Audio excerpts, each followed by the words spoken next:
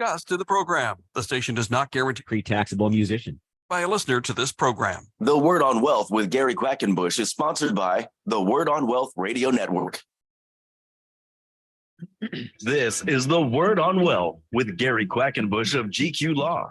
Gary is a San Diego financial solutions attorney, protecting people like you. The Word on Wealth team of financial experts is here to answer your questions and help preserve your family's financial future. Now, here's Gary.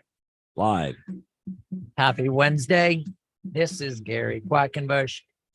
Oh boy, I love days when we become smarter. So you're going to have for about the next 30 minutes for sure.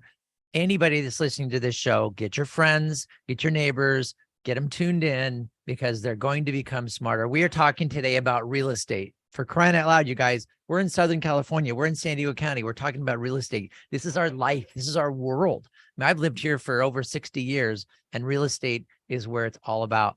And to help us understand how and why and the ins and outs of the real estate market, we have Ken Pecus. He's a good friend of mine. He has helped me personally, has helped my family with transactions. He really, really knows his stuff. He's the founder of the Pecus Group. And he is here with us today on the show. Ken, how you doing today? Hi, Gary.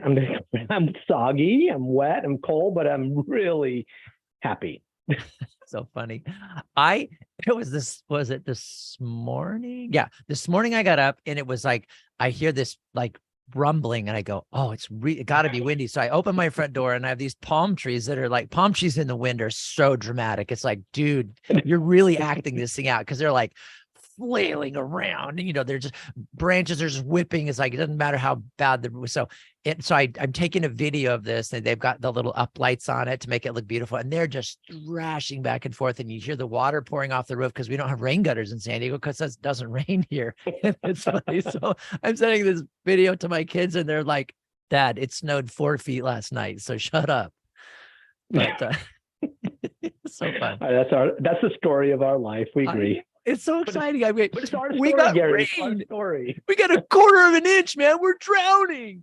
That's so funny. I mean, I know we don't get that much rain. I have a pool. I look at the pool and I go, Now, here on the Word on Wealth, it's Storm Watch. It is. In fact, I'm driving. Okay, so I couldn't get my phone out in time, and I'd never take pictures while I'm driving ever because I'm super safe. So I'm driving on this morning. I drive a truck. So I just turned it on. Yeah, I put it on 4-wheel drive. I had these big mud tires and all that stuff. I don't worry about driving in the rain. And I'm driving up 15 north up to 78. And there's the warning sign that usually says, stolen vehicle, stolen child. And it was like snowy conditions ahead, warning, and I go, wait a minute, I'm not even to Escondido. I'm at Rancho Bernardo. There's a sign warning me of snowy conditions. I went, this is awesome. Real estate is going on sale. Quick, buy now. I know. Oh, and so Ken, what is the deal? San Diego Union Tribune, I love them. They always tell the truth. They never exaggerate. The headline, counties, housing prices, and sales sink. Oh my gosh. Run. And What? you're missing the part about the big, black, bold lettering.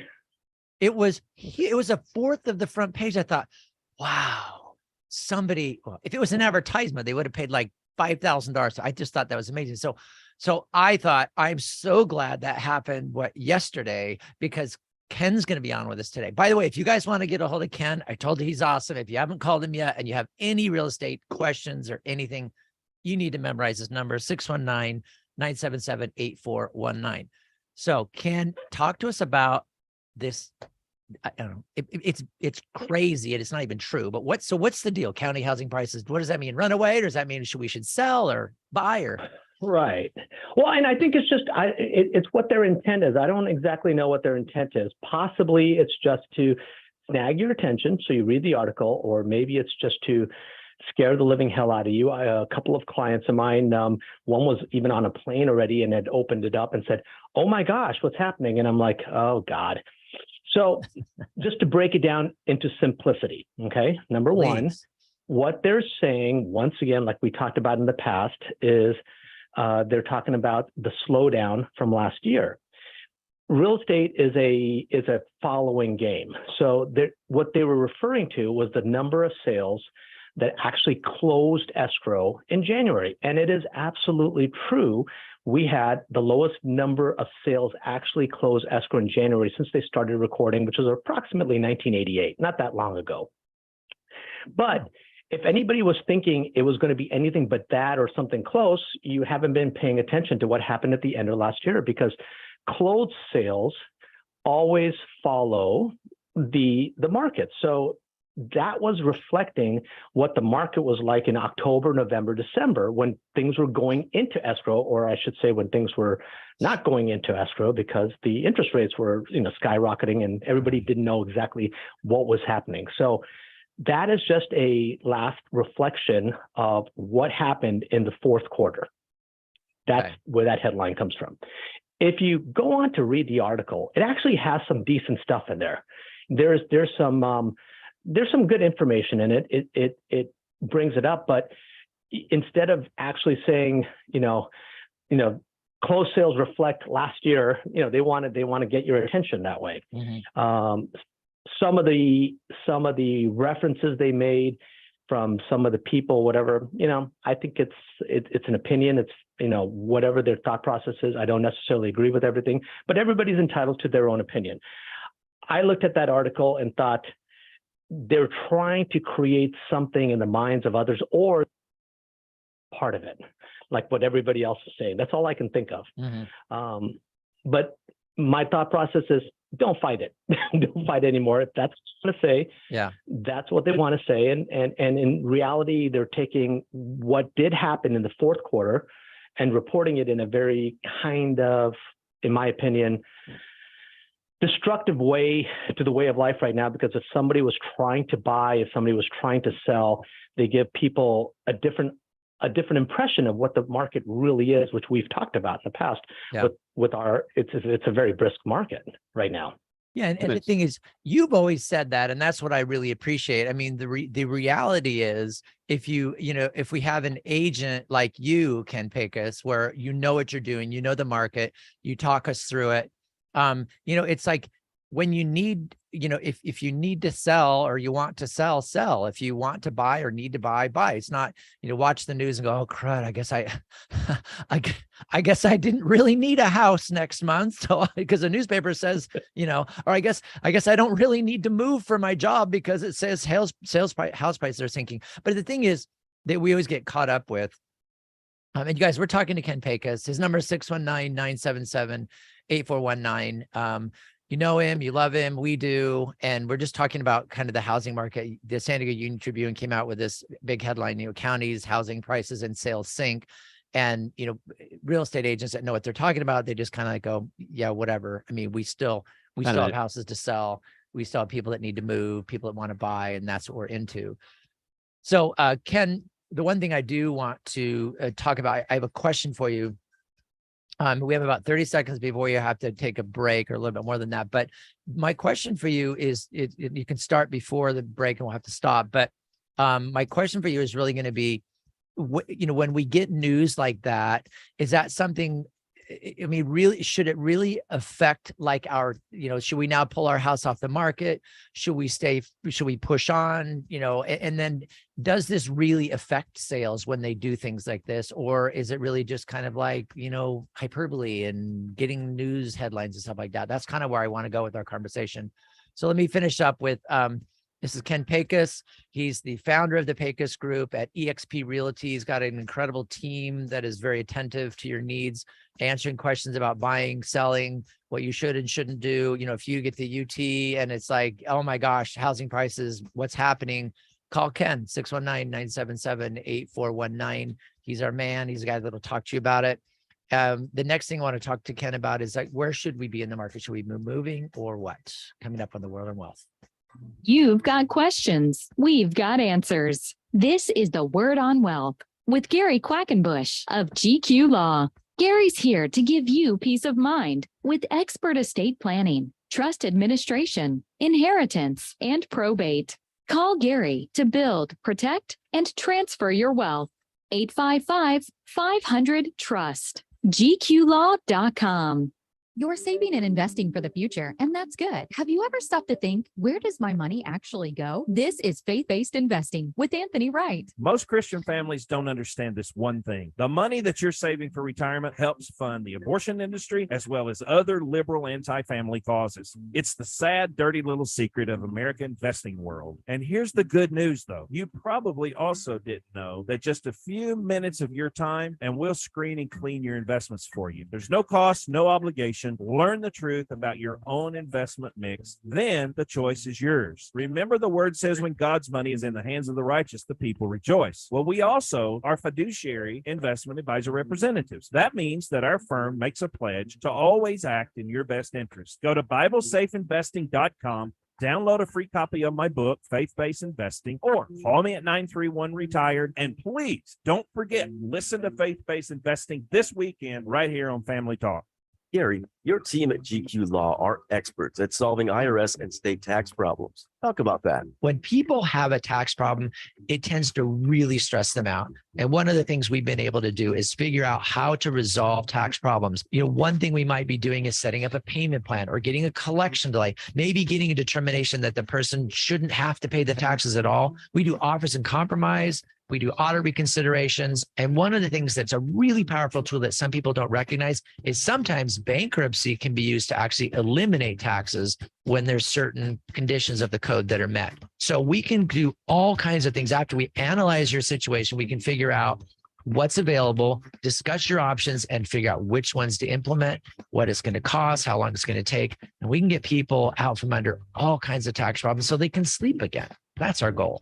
Request your free initial consultation. GQLaw.com, 855-500-TRUST, GQLaw.com. Larry Elder here.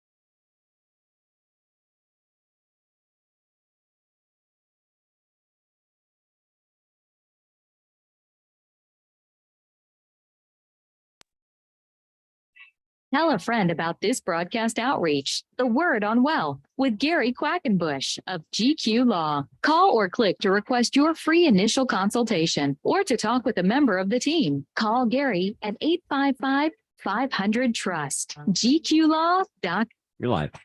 Right. You're here on The Word on Wealth with Gary Quackenbush and Ken Pecus. Get a hold of Ken. You can email him or text him. I find that texting is actually easier, 619-977-8419. We're talking about, with Ken Pecus, we're talking about the Union Tribune came out with an article that in huge big letters said counties, housing prices, and sales sink. And we're talking about that. And we've asked Ken to address, where should we be if we're trying to buy or sell a house at this time? Should we be holding off? Or should we be getting into the market and moving forward? So that's what we're in the middle of addressing here with Ken. Good to have you back, Gary. All right. So here's how I see the world.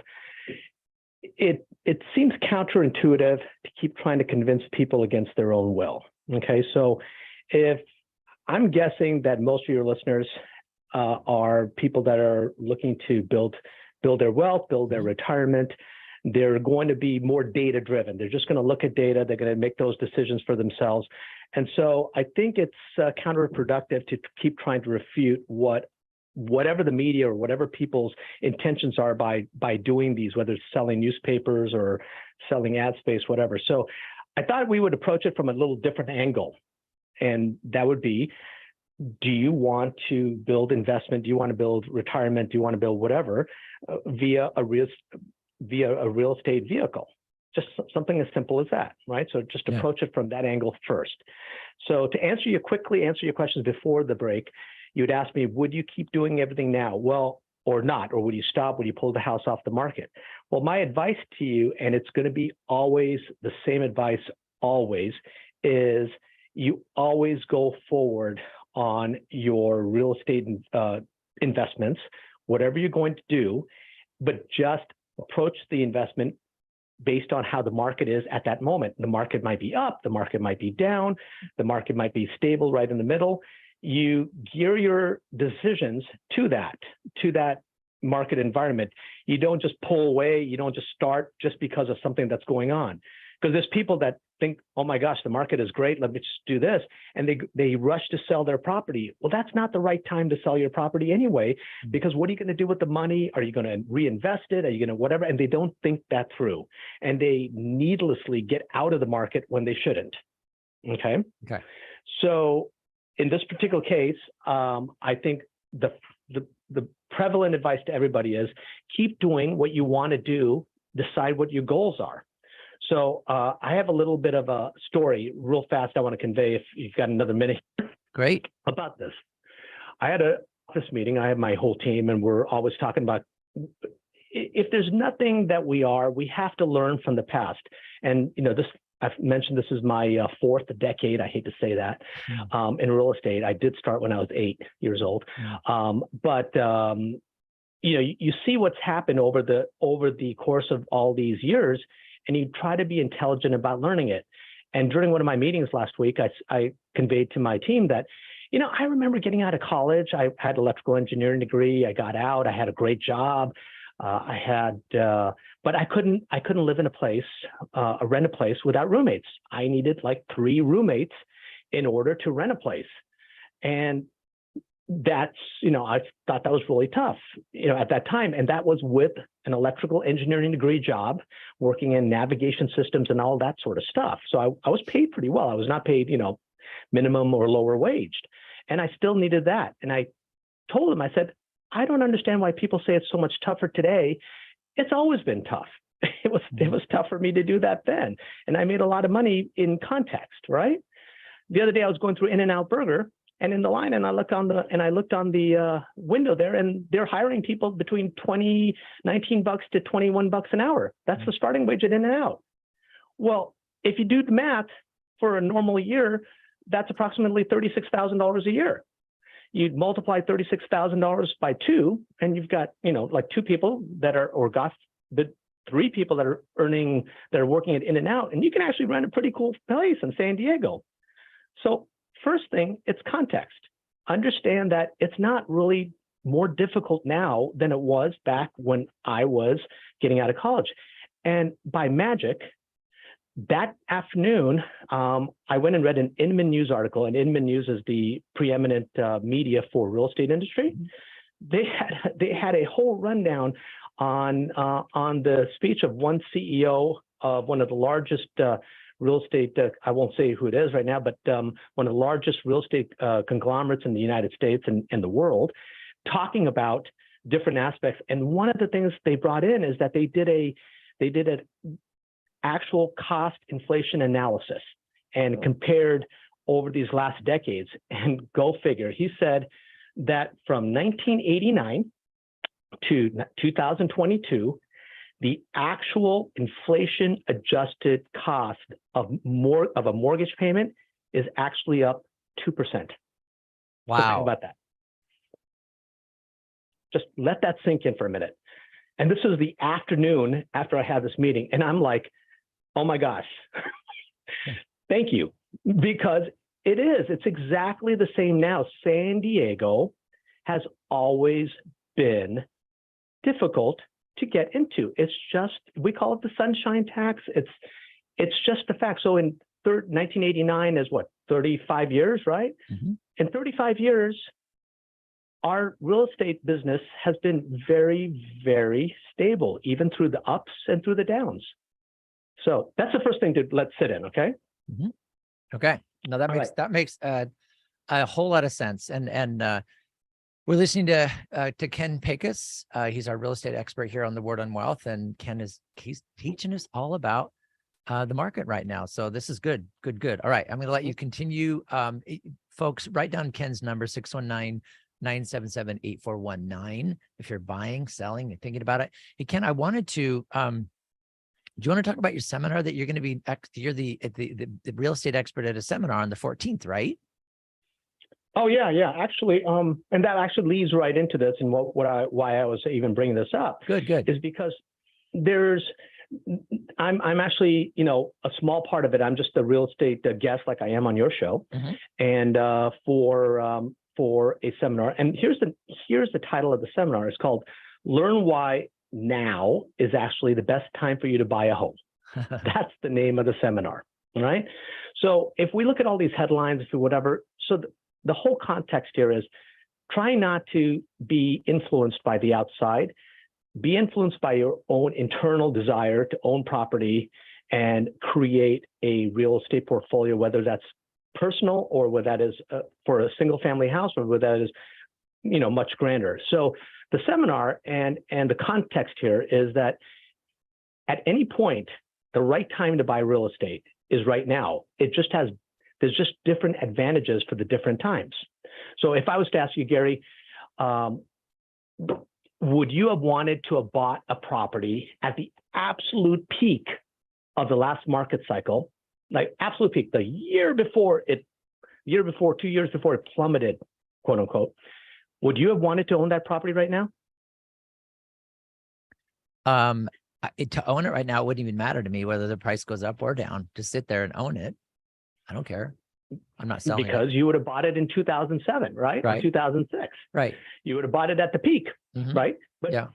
And everybody's like, oh my gosh, you bought a market at the peak. Well, if you owned it today, let me just tell you that peak is like, I can't even tell you, you probably made your money like 3 times over, or how we look at it. That's what we sold our first house. We paid 173. We sold it for 630. So, the market was way up. We sold it when the market was way up and we had to buy a replacement home. So when do you buy a replacement home? You buy it when the market is way up. But we took the equity, we stuck it into a house when the market was way up. The market took a dive afterwards. I don't care. It doesn't matter. I'm living in it. I'm not cashing in the house. I'm not losing my salary. I'm living in the house. And since then, we've owned it 15 years since then. And is it way up? Yeah, it's way up. It's way over double what it was. Right? Yeah. It's way over double what it was. And 2 years ago, it was triple what it was. Now it's double. But it's like, yeah, it's just the way it works. I mean, I always feel like when I talk to people about value of real property, they say, oh, my house is worth this and it's worth that. And I go, well, it's really, if you're living in it and you're not buying or selling the property, it doesn't matter what it's worth. It has nothing to do with anything. You don't want it to be worth anything because property taxes, right? So it's like, and the perception is when it's time to sell, your attitude is right on, is when it's time to sell or time to buy, you get into the market and you just understand what's going on with the market. And that's one thing that I have really appreciated about you, Ken Pecus, is because you are good about explaining this makes sense. This is normal. Gary, this is okay. Because we went through some crazy cycles in that property that we were selling. And you were always the one that was saying, this happens. This is okay. You're okay. Because it's like, well, what if I pulled out right now? Well, you'd lose a lot of money. Will that help? But you were always like, just persevere. We can get through this, make the changes. And it worked out fantastically. And I know for my brother, it's the same thing. He says the same thing. It's like Ken Pecus knows his stuff. His team is wonderful. And you just keep moving forward because you have this real depth and breadth of experience, and you understand these are market cycles. And either way, if you need to buy and sell, do it. If you're doing it because of, economic circumstances, do it. So I love that about the way you do these things. Well, thank you. And just think about it. If you're an investor and you're somebody that, let's just take every one of these crazy headlines that make you feel like the market has fallen or whatever, we're at the lowest point, or take your pick, whatever that message is supposed to be. Wouldn't this also be the perfect time to buy then? I mean, you can use each one. You can do that. And if you're going to sell, actually, if you're going to sell and then buy, it's even better, because generally when people sell and buy, they're selling lower and buying something bigger. They're usually moving up. Well, if you're losing a little money on the on the sale because the market went down a little bit. If something was more expensive and it went down by the same percentage, you actually made a gain on the upside, which is even better. So that's why it we just like you, depends on Ken. how you look at this. That is why we like Ken Pecus, because your perception is because you know what you're talking about. I love it. This is great. 1 minute. So great to have you, Ken, as our real estate expert on the show. I just really appreciate it. If you guys want to get a hold of Ken, he knows what he's doing. You already know that. 619-977-8419. You can always look him up on the internet to the Pecus Group, Pecus Group at eXp Realty. You can find him. He's got a beautiful website. Ken's a good guy. Ken, I'm going to give you 30 seconds to give us one last inspiration to keep in the market. Join us at the seminar, and in order to get a invite and reserve a seat, either send a message to you or send an email to me at ken@kenpecus.com, and we'll send you. It's free. There's food, there's drink. It's up at AleSmith in Miramar, and we'll get it out to you. Okay, so if you guys want to go to that seminar, you can either call Ken or just email ken@kenpecus.com. Or you can also call my office, 855-500-TRUST, and we'll get you that information so you can go to the free seminar on real estate. Got to go to that. Okay, coming up next, we're going to talk about engagement on the Word on Wealth. Thanks, Ken. You don't need to know everything. You just need to know where to find answers you can trust when you need them. Welcome to the Word on Wealth with Gary Quackenbush. We are here to help you. Let you know you barely got in that. Thanks, Ken.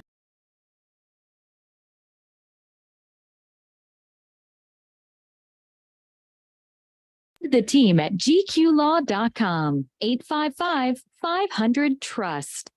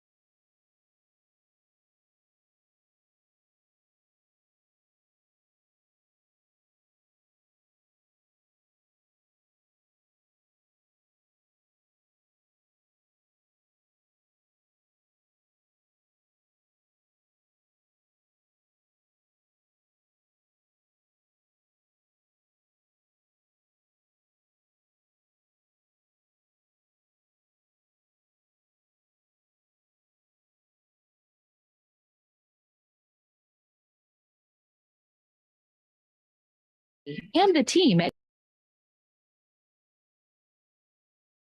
or go online and download Gary's free ebooks and videos. Read Gary's blogs. Call or click to request your free consultation or to talk with a member of the GQ team. That's gqlaw.com, 855-500-TRUST. Hump Day Live. All right, back here, Word on Wealth Liveage. Good to have you along. That was Ken Pecus of the Pecus Group at eXp Realty. To go to his seminar, and that's going to be on learn why now is actually the best time for you to buy a home. So I think, and that applies to buyers and sellers, really. I mean, if it's the best time to buy a home, you're going to be in the market. And it's like, what does that mean? Well, the seminar is on the 14th, which is it's Tuesday, the 14th. Yeah, from 6 to 8. So to get to that seminar, email Ken is Ken at Pecus, Pecus.com. So Ken at Pecus.com, and put on there that, or, just send a message that you want to go to the seminar, and that'd be a lot of fun. Let's see, on the 14th. Yeah. So we're going to be at that seminar doing our thing at that. And yeah, what else can I say? That's the kind of stuff you want to go to. Ken at Pecus.com. Nice. Next up, ladies and gentlemen, something that we were talking about yesterday on this very show that I wanted to get to today. If you have questions for me, feel free to call 888-344-1170, and I'd be happy to answer your questions. This is my, the title of this is Financial Check-ins for Newly Engaged Couples. So getting on so like when Cheryl and I first, this was a long time ago. Cheryl and I have been married for 42 years. This year it'll be 42, right? 80, yeah, 42. So I remember we first sat down and we were talking about, what's going to go on, and we weren't saying like who's the most financially responsible, but we were looking at things like, okay, Gary, where are you with debt? Do you have student loans? Do you have credit cards? How are you managing financially? And then Cheryl, same thing. And it was like, she was the one that was in better shape financially than me. And she helped me out with a couple of things like, okay, well, I will help you with, $200 with this and $100 of that, but then I'm done. It's up to you to do the rest. So that was interesting. I was behind in a few things financially, and she helped me get caught up. But that was that was the start of we were engaged and really ready we had our date set and everything for our wedding. And in all of that, part of it was we sat down and said, we're in this all the way 100% with both feet into this marriage relationship that we're going to make. And we want to make sure that we're getting started on the right foot. So I found this really interesting article actually given to me by Cheryl. And it was on this financial check-in for engaged couples. And so I thought it was pretty interesting. It's appropriate for the word on wealth with estate planning and all that kind of thing. So the one thing to understand, and this may not be for you, it may be for your children who are recently engaged or thinking about getting engaged. It may be for you because you're engaged. Maybe it's your first or second or third or, whatever, it doesn't matter. But these are things where if a couple is going to be committed to each other, then there's things to look at. And how do debts impact spouses after marriage? So you think in terms of, well, if if my wife has debt and I get married, am I responsible for her debt? And the answer is no, you're not legally responsible for the debts of a spouse when you get married. They're separate debts and all that. However, those debts are, yes, they are going to affect you. You're not legally responsible for them. You can't be sued for them and all that. But if your wife were sued for them or your husband were sued for them, we'll just say spouse. If your spouse were sued for them and it's being collected, they're going to collect your spouse's wages, your spouse's bank account. That's all the stuff that's susceptible. So will it affect you? Yes, it'll affect you because it's the financial situation that you are in together. Okay. If it were an IRS problem, state IRS tax problem or a state of California franchise tax board tax problem, anything like that, those things are very aggressive. We talk about that on Mondays with our attorney, Rich Mathurin. But if there's a tax problem or situation, that needs to be addressed. So debt impacts the marriage for sure. What about poor credit? If your spouse has poor credit, that's going to end up affecting your marriage. It may realize that, the other spouse, they can get overextended. Maybe they have, because you're trying to buy a home or you're trying to make some big financial commitment and your spouse has this horrible credit. Well, just deal with that during the engagement stage. Like, what are we going to do to improve our credit? Let's make some goals here. The cool thing that I mean, one of the things I really loved about being married is that now you have two people that can share expenses like 100%. So it's like, it only, it costs the same to have one person as two, one or two people living in the same house is the same cost. There's really no difference in heating. There may be a little bit of difference in water, but there's really not a lot of difference. I mean, so you can start splitting that immediately. And then food is, when you're together, food tends to be cheaper, and you can share meals and you can work together. And so it's really cool. So you can actually live on a lot less as a married couple than if it were two, you're trying to maintain two households. Okay, so if you look at it and say, okay, well, we're going to do these things financially. We're going to be together financially. And so if your credit stinks, how are we going to fix that? What debts are we going to pay off first? Do we do the snowball thing? Are we going to follow the Dave Ramsey principle in paying off the most expensive debt first? And then once you pay that off with a certain amount of payment, then you use that payment to attack the next debt. So there are ways to do it, but the idea is you do this while you're engaged before you actually go all the way and tie the knot. You try to figure out where each of you are, because you're going to be tied up together, maybe not legally creditor wise tied together, but it's going to affect the marriage, the union you have is going to affect your marriage relationship. Okay. Not going to make your marriage bad, but it's going to affect you. Okay. So you do these financial check-ins, you write down financial goals. Are there student loans? Are they, how are they going to affect the payments? Let's put that in our couple's budget. The credit card debt, how are we going to manage that?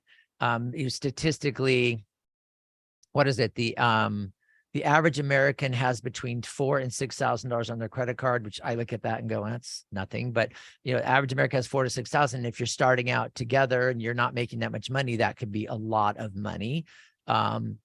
Student loan, it's interesting. Student loan debt average is $37,800. Average credit card is between $4,000 and $6,000. So student loans tend to be high for a number of different reasons. You don't go into marriage saying, oh, don't worry about it, they're going to be forgiven. Forget it. Rely on yourself, rely on each other, and get these things worked out. Tax returns, you're talking about filing joint tax returns, because if you're, when you're married, if you file married filing separate, that's one of the highest tax brackets you could put yourself in. So married filing joint is typically the way to go. And you want to I'll make just sure ask you flat out, Gary. That was something that my wife and I debated if we were going to do it jointly or separately. And then we looked at what you just said. It's like, why would people file separately if that puts you in the highest bracket? Sometimes it's because so there's a couple of different ways. Sometimes married filing separate is a better way to go, because you're into these really high tax brackets and one person may be able to take advantage of a tax deduction that the other one can't. But typically, if you're together, if you're married and still together, married filing separate is not going to be cheaper. Sometimes people do it because they're really trying to keep their, one is maybe has huge, big financial problems, and you don't want to do anything to tie that, to tie yourself to the financially irresponsible spouse. But married filing separate, in my opinion, is not the way to do it. The way to do it is with agreements and documentation that the IRS would accept. So married filing separate, I just don't. You do the calculation. If it's cheaper to do married filing joint, which it almost always is, then do it. So that's what I think. Just married filing joint. And if there's money problems on one side or the other, you just get ready to deal with it. They may take your joint refund if there's a joint refund or something, if it's a tax problem, but you just have to be prepared for that. Just be ready. And is it worth paying this huge married filing separate? Well, the key is, I know every situation is different, but when you're engaged, it's like you're looking forward to getting married. My wife and I, we talked about all this stuff early on when we knew that that's where we were headed. Hey, are we going to finances, all of it going to be tied together? If so, are we going to have one bank account? If so, are we doing, separate or joint tax returns? You talk about all that stuff, and it's really just, you streamline it as much as possible. You get married, and it makes things so much easier. Exactly. Yeah, that's really true. And I, I really, to say that, I think that's awesome that you made those decisions, together, you and Cammie, like, okay, let's work this thing out, because that's what's really recommended by financial professionals, by me, is that you deal with these things because they're going to come up. So deal with them, figure out how you're going to deal with it. It's always easier to do that rather than have things come up as a surprise. Debts can ruin your relationship, and bad money habits can ruin your entire life. So you work on the debts, figure those out before you get married, so that you have that, that kind of goal. Okay, before we get married, we're going to resolve this. We're going to come up with a plan. And then just have good money habits after that. And part of it is trying to figure out where you are with that. My kids, it's funny, my kids, we're together for Christmas or Thanksgiving, can't remember which one, but they had this thing. They said, Mom and Dad, have you done this particular exercise with finances? And we went, what is that? And they said, well, here's what it is, and you need to do it. It's so awesome. I'm going to talk about that coming up next right here on the Word on Wealth. 855-500-TRUST. We'll be right back. You've got questions. We've got answers. This is the Word on Wealth with Gary Quackenbush of GQ Law. Gary's here to give you peace of mind with expert estate planning, trust administration, inheritance, and probate. Call Gary to build, protect, and transfer your wealth. 855-500-TRUST. GQLaw.com. Gary, our listeners are asking about trust disputes and whether or not they'll actually get the inheritance they're expecting. I think that's a scary thing for most people, because they feel like, if I ask my successor trustee, hey, where's my inheritance? You kind of feel like, oh my gosh, I'm being like rude or whatever, inconsiderate. But I'm telling you, if time goes on, if it's been like 60 days, 90 days, 120 days, that's too long to have heard nothing. You're supposed to hear fairly soon, like within a couple of months after someone's passed, you should be hearing from that successor trustee. And if you're not, I think there's an issue we need to address. So it's not like we're going to go screaming in there, filing lawsuits. We kind of use gentle nudges like, hey, do you know what you're doing? Successor trustee, we kind of want to help you do your job, and we help beneficiaries kind of get things straightened out. Call or click to request your free initial consultation. GQLaw.com, 855-500-TRUST, GQLaw.com. This is Dennis Prager inviting you to join me.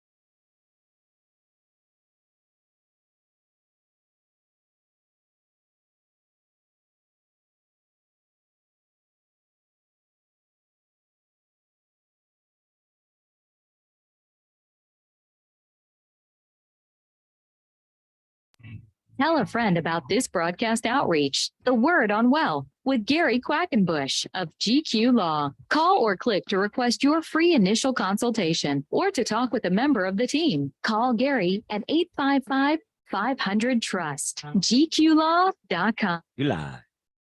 All right. Here we are. All right. So what my kids said, it was just, we were together for the holidays, and we were talking about, money and stuff like that.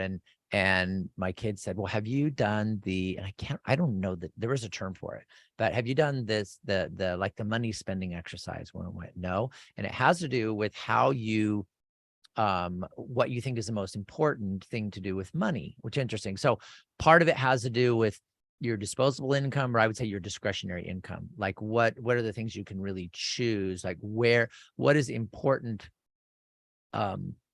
What is your level of importance of certain things? So basically it was like, the exercise was that both spouses, independent of each other, would make a list on what things they would like to have. And, or the other question is like, what things would you like to spend your money on? If you have the money, what would you like to spend it on? And then you write down what it is. Like, I want to buy a new truck. I want to buy an off-road vehicle. I want to buy, I want to spend time with my grandkids. I want to travel. I want to, pay off a credit card, whatever. So you have these different things. You make this list of what things you would want to do with your money. And it doesn't matter how much, just you make these lists. Okay, so they make them each separately. Okay, and then you try to go through together and you try to see where you are in priority. Okay, we make our list and then we each individually or independently prioritize, like what's the top priority here. And you have to take a lot of things into consideration, but what's the top priority? So you go through that. And then as a couple, you get together and say, okay, which ones of our priorities line up? And the cool thing is that some of them line up. Okay, we want to buy this particular thing. So you line up the things and then you eliminate the ones that really don't make any sense. And you try to get it. So as a couple, you can agree on the things, on the priorities for money spent. And that's what you keep. That's how you start. So then you can look at, okay, so to do this, we have to save up that much money. And that's going to be X amount of money per month. Are we willing to make that sacrifice? Yes. Okay, fine. So it's like, first of all, it's trying to see where you are with money and your feelings with money and how you want money to serve you and how are you going to feel when that gets done. So that was a cool exercise. And this is where obviously my wife and I are not recently engaged because we've been married, like I said, for it'll be 42 years in December. Yeah, it's because we were married in December of 81, a long time ago.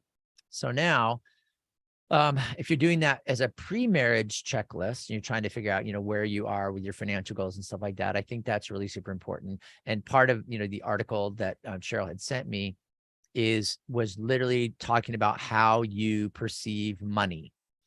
Okay. We as children, we had money stories. We had money drilled into our head and sometimes it changed, whether avoiding debt or not having debt, those things that they may be a different story for each person. Well, I think by that kind of a similar exercise is figuring out what is important, to get done in your marriage. And that's where you get into, my career is what things are important. Is it important to get an estate plan? Is it important to have a will? Is it important to designate guardian for your minor children? Is it important to travel? Is it important to put money away for school for kids? And a lot of these things are really things that people can think about. Well, I don't think it's, maybe it's going to be, I don't think we need to put money away for our children's college education because they're going to pay for their own college. Or I do think that's important, but it's not my top priority. My top priority is to travel and give our children life experiences or, out of country experiences or whatever, but you prioritize those things. Some things are going to be made, the child's going to do it on their own. Some things you're going to have to, spur them on to do it. Others, you're going to have to pay for it yourself, depending on what your level of, of commitment to getting that thing done is, and depending on how you do it. But the financial philosophy of a family is just as important as the religious philosophy of a family. What are you going to do with, if you have different financial philosophies, and likely you do because you're raised in different families, maybe in different parts of the country or whatever, but you try to figure out what works. And even if you make it all up yourself, you're addressing that topic. The real difficult thing would be that you wait for these things to just pop up in marriage. Like, what are you doing? I heard a talk from it's a motivational speaker. It was a while ago. It's a religious type motivational speaker. And he was talking about his wife. His wife said, I would love to learn how to play piano. I think that would be just really an amazing thing for me. So he went out and bought a piano. So you can go to a piano store and you can put, almost nothing down and make payments for years and, whatever. So that's what he ended up doing. He got a contract for a piano that they can go pick up. So he delivered that to her for the Christmas gift. And when his wife opened it, she, was really kind and said, "Oh, this is sweet. And I love it. And yes, I really want to get into music and all that. But honey, are you giving me, are you giving me a gift or are you giving me a debt?" And that made them both kind of step back and look and say, yes, you want to play piano. Yes, I would love you to play piano, but you don't think it's worth it to go into debt to buy a piano. And that Oh, it's a healthy discussion to have, Gary. And then, you have that discussion and maybe it's like, okay, you do want to play piano, we get a cheaper piano, or you save for one, maybe, buy one right away. You can still make the purchases. You just got to make a collective decision on, when's that you have to ask when a lot of the time. Exactly. It's the timing. Sometimes it's just not right. And, and you want to, and the philosophy, maybe the guy was thinking less about, well, I don't think debt's that bad of a thing. We're going to pay it off in 2 years, or I'm going to get a raise next week or whatever. But yeah, that's kind of the philosophy difference thing. And it was good. I mean, he was telling the story because it was a successful thing that they both kind of sat down and said, well, yeah, it was kind of a spur of the moment. I was just excited about you wanting to learn music. And because I love music, I always had music in my home. So I wanted to buy you a piano. And they said, but it's not really worth being saddled with debt. So they worked it out some other way. But yeah, it's the same thing that instead of buying a fancy piano, maybe you buy a keyboard or get a used one or borrow one for a while or something like that. And so there are ways to work it out. But the big thing is it was done together. Okay. So I've had I had a couple. And that, I mean, I like that you have been saying that all show. Mhm. And that's kind of something my wife and I have discussed. We can make the Starbucks purchases on our own, spend $5 here or there. But we set an amount to where we said, okay, if we're spending over this amount on a single purchase, we always check in with each other. Oh, that's and we good. just kind of live by that rule. Mm-hmm. How's that working out? It's been perfect. Oh, that's good. Well, that's good. See, Noah, you're an example. That's why we have you on the show. Actually, you don't have any choice. This show is being produced by you. So there you go. Thank you for chiming in. Yeah. So there, and I think, so what I would suggest then on this thing is like, I had a young couple that I'd known for years, and then she called me up and she said, Gary, I'm married and I want to know what your advice is. We've decided that we want to get a will. We don't have any property, we don't have any kids, we don't have anything, but we think we need to get a will because they were studying a person that's like a financial advisor guy for young people, and he says, yeah, you have to have $1,000 in the bank and a will at an absolute minimum and a healthcare directive. So she called me and said, what does it cost? What does it take? Is that something I can do on my own? And so I walked her through it, and I thought that was really a cool thing because I knew that they were having that conversation, going through these materials together. And it doesn't matter what the philosophy is. If it's a philosophy that you like and you think it'll work and you're going to go with it, and maybe you'll change it later or whatever, but stay with it. So they did. And their philosophy was you have to have a will and you have to have $1,000 in the bank, and they were saving up the money and they wanted to know what it would take to get a will together. And so I helped them out, and it was really cool because they were working out together as a couple. And I was really proud of that. I thought, well, that's fantastic. I'll do whatever I can to support that decision, first, to be married, which I think is absolutely fantastic. What a wonderful institution. And two, to be working through, like the things we've been talking about, working through with your spouse, how are you going to manage money? Because money, we got to face it, guys, money is everything. And I know, it's like, well, what about love, Gary? Well, you can't pay your rent with love. It's nice, and it's wonderful and it has to be. But the bottom line is you need to manage your money. As children, I mean, think about it. As little kids, I remember my mom, she would put us to work. And if we wanted our allowance, whichever was, $1 a week or whatever, then we had to do our certain outline chores. There was no freebie. There was no gimme. If I didn't do my chores, I didn't get my allowance. If I wanted to earn more money, I would go to the checklist and say, okay, cleaning windows, those are, 5 cents a window or whatever. And then I would do cleaning windows. If I didn't care about cleaning windows, then I couldn't make any money. I'd get up something else on the list. But my parents taught me industry, and I think that's really important. You guys, I do want you to have the information on Ken's seminar. It's Ken Pecus, Pecus, Ken at kenpecus.com.